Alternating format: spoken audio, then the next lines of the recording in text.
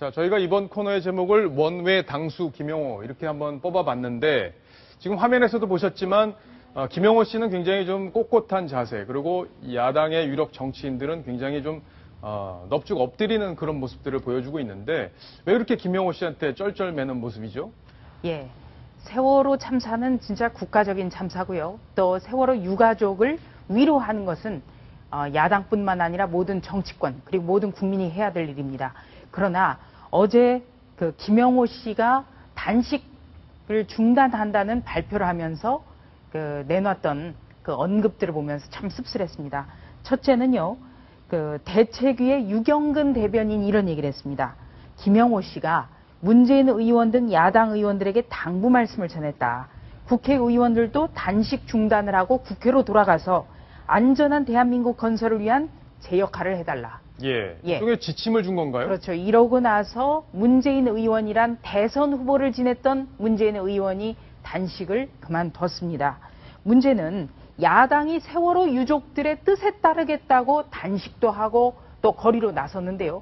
정작 대책위에서는 국회로 들어가서 국회에서 할 일을 해달라 이렇게 당부도 했고, 또 그 문재인 의원의 경우에는 대선 주자를 지냈기 때문에 세월호 유가족이 목숨을 건 어떤 단식 투쟁을 할 경우에는 말렸어야 되는데 같이 동조를 했고, 또 미리 그만두면서 설득을 하기는커녕 김영호 씨가 단식 중단을 하니까 따라서 단식을 중단 선언한다 이렇게 발표를 했습니다. 참 아쉬운 대목들이 그러니까 사실상 많습니다. 전국을 김영호 씨가 들었다 놨다 뭐 지금 이런 상황인데 김영호 씨가 의도를 했을 것 같지는 않고요. 예. 문제는 이 문재인 의원과 제1야당의 지금 현재 임시 당대표인 박영선 원내대표가 김영호 씨를 야당의 총재처럼 만들었다는 게 이게 더 문제죠. 자, 이게 화면 한번 같이 보시겠습니다. 지금 여기 인터넷에 지금 이런 사진이 돌아다니고 있는데 지금 박영선 비대위원장의 모습이고요. 이 김영호 씨의 모습입니다. 아마 이렇게 용포를 입혀놓은 걸 보니까 상황처럼 보인다 뭐 이런 취지 때문에 아마 이런 사진을 누군가 만들어서 인터넷에 돌린 게 아닌가 싶은데, 박성원 논설위원, 네. 이 사진을 보시면 좀 어떤 생각이 드시나요?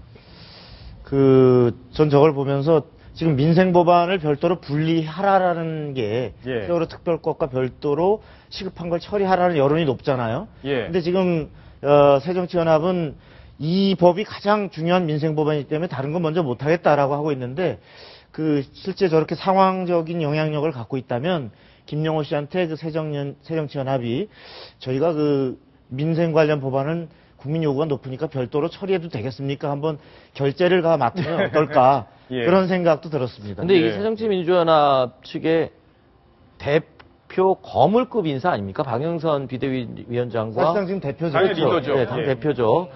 거물급 정치인 두 명이 이렇게 약간 휘둘리는 모습을 보이면 새정치민주연합 내부에서도 좀 비판이 있을 것 같은데 뭐 어떤 얘기가 오고 굉장히 착잡하다는 겁니다. 그러니까 제1야당의 대표와 대선 후보가 김영호 씨에게 오히려 무릎을 꿇고 간청을 하다가 지금 오히려 국회로 돌아가라는 충고를 받았단 말이죠.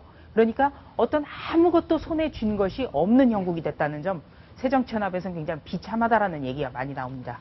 예, 김영호 씨가 어제 단식 중단을 선언할 때 김영호 씨의 건강 상태를 밝힌 주치의가 있었죠. 사실 여성이 나왔기 때문에 아마 더 언론에서도 관심을 가졌었는데 이분이 통진당 당원이었다는 사실이 드러났다고 하더라고요. 네, 그렇습니다.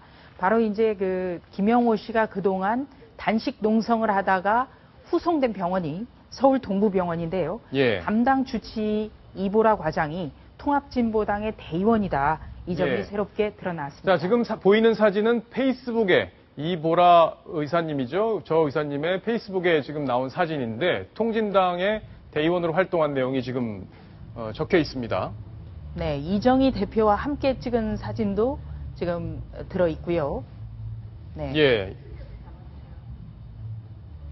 어쨌든 뭐 굉장히 본인이 의미 부여를 하고 있는 것 같습니다. 뒤 배경을 놓고 지금 본인이 손을 이렇게 잡고 있는 모습까지 스스로 연출을 한 걸 보니까 소속감이 굉장히 높았다 이렇게 볼 수 있을 것 같은데. 전직 대의원이긴 하지만 통합진보당의 경우에는 전체 당론을 정하는 데 있어서 대의원의 모든 투표를 거쳐서 당론을 정하기 때문에 대의원이라는 지위라는 게 사실은 좀 막강하고요.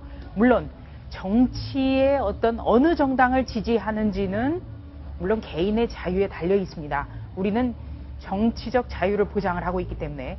그런데 이 지금 김영호 씨라든지 세월호 전국을 좌지우지하는 분들은 세월호 유가족뿐만 아니라 이른바 전문 시위꾼들이 많이 참여를 하고 있거든요. 예. 그래서 이제 이보라 과장이 통합진보당의 전 대의원이었다는 점도 새삼 조명을 받는 것 같습니다. 그렇죠. 김영호 씨의 단식이 정치적 어떤 편향성을 연결이 돼서는 안 된다. 이런 부분 때문에 아마 이런 이보라 씨가 어떤 당적을 가지고 있느냐 이것도 논란이 되는 것 같은데 관심이 가는 부분은 그겁니다. 광화문 광장에서 김영호 씨가 쓰러졌을 때 가까운 데 병원이 있었거든요. 근데 예. 멀리 있는 동부 시립병원으로 지금 이송이 됐어요. 네. 이것도 좀 재밌지 않습니까? 그렇습니다. 여기에 대해서도 많은 궁금증을 낳고 있는데요. 예. 이 광화문 광장에서 가장 가까운 병원은 모두 아시다시피 강북 삼성병원입니다. 예. 거리로는 830m밖에 되지 않고요. 걸어서도 12분밖에 걸리지 않습니다. 예. 그런데 후송될 때 거리가 6km 떨어지고 자동차로 40분을 가야 하는 동대문구의 동부시립병원으로 옮겨졌습니다. 예. 그래서 왜 동부시립병원까지 갔을까? 어떤 특별한 이유가 있을까? 여기에 대해서 좀 물어보는 분들도 있었습니다. 예, 그런데 이 동부시립병원에 이 통합진보당의 대의원을 지냈던 분들도 많다는 얘기도 나오고요. 또 그 김경일 원장도 유명한 진보 인사로 분류가 된다. 이 점도 새삼 주목을 받고 있습니다. 예. 또 김경일 원장이 2011년에 원장으로 부임을 한 뒤에 어떤 그 병원의 민노총 간부라든지 또 좌파 인사들을 그 강연자로 초청을 해서 강연을 들었다는 점, 이런 것 때문에 더 이 김영호 씨가 과연 세월호 특별법에 대해서 그 유가족의 뜻을 반영을 해달라는 건지 아니면은 오히려 이 대정부 투쟁과 같은 그런 역할을 한 것 아닌가, 이런 점으로 번지고 있다는 건 점, 이것도 참 아쉽습니다. 김영호 씨가 이제 단식을 중단했기 때문에 어떤 방식으로 또 투쟁을 이어갈지 저희들도 관심을 갖고 한번 지켜보도록 하겠습니다.